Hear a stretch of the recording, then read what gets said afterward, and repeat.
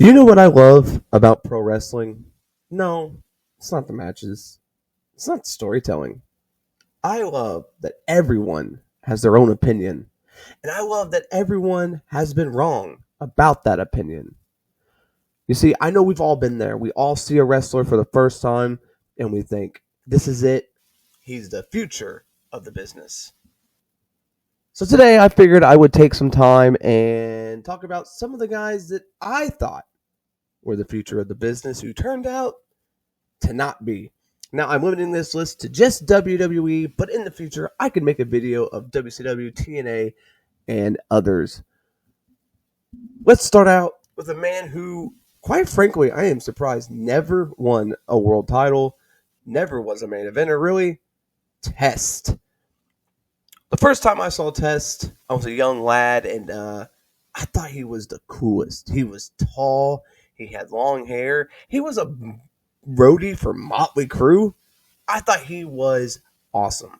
And he was thrust into the top of the card very early on in his career, being a love interest of Stephanie McMahon and having feuds with Triple H and having these matches with Undertaker and Kane and Kurt Angle and the top names in the WWF. But for whatever reason, Test never really excelled past that. He never really got to a point of being a main eventer.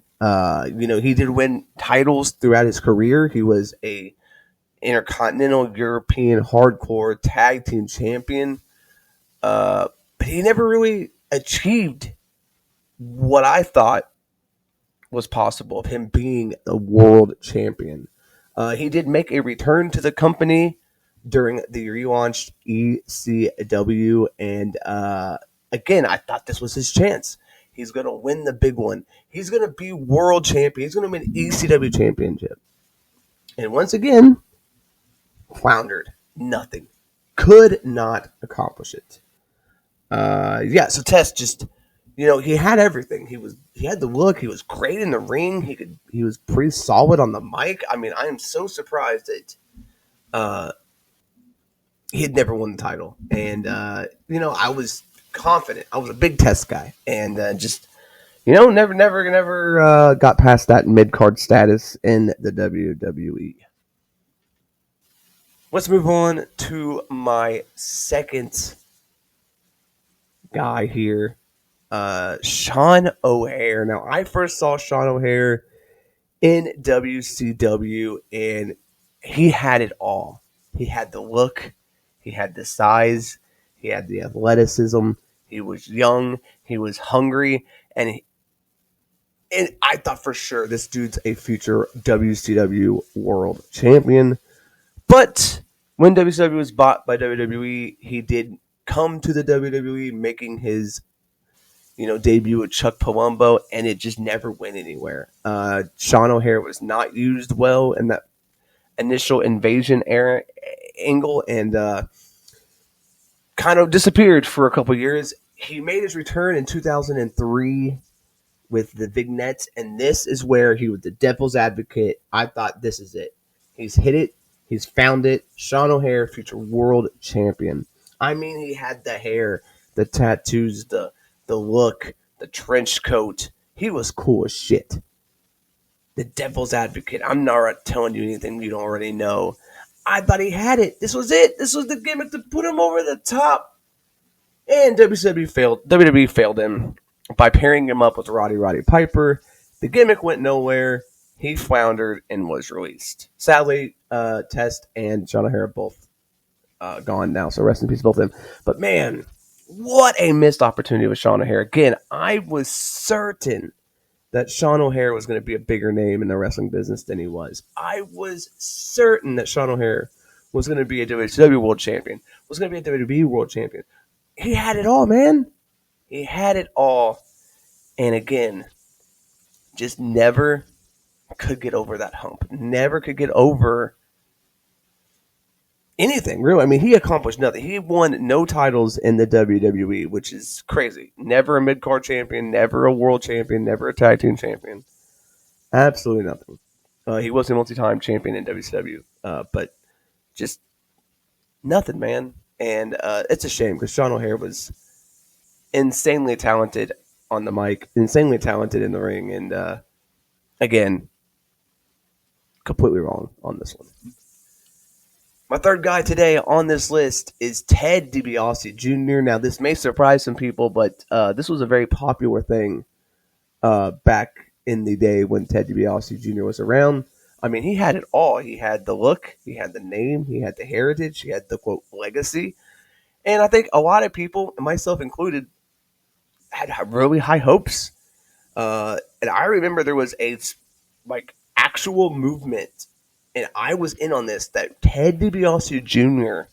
was going to end the Undertaker's WrestleMania streak. Now imagine that.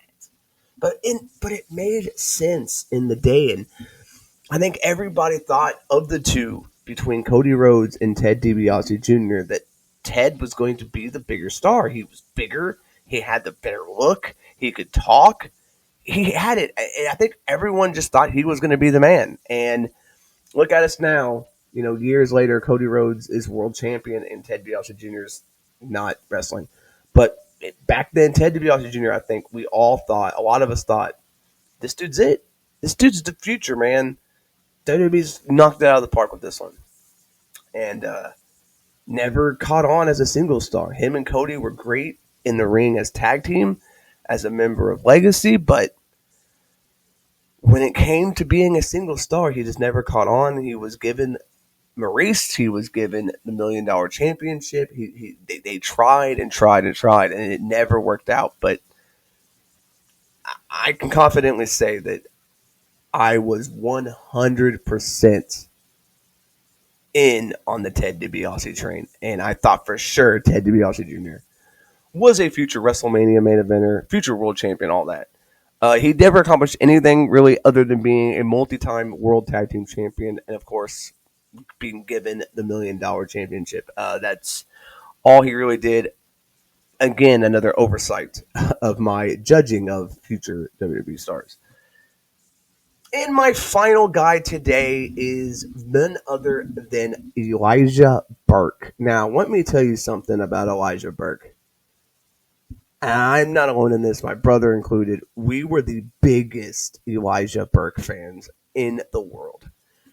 I thought Elijah Burke, man, the way he could command the microphone, the way he could talk, the way he walked, it just oozed charisma. I mean, I thought for sure Elijah Burke's the future. Vince McMahon said it himself on an episode of ECW that Elijah Burke's the future of ECW. He had it all, man. I was sold on Elijah Burke to the point where I thought for sure he's going to be a world champion.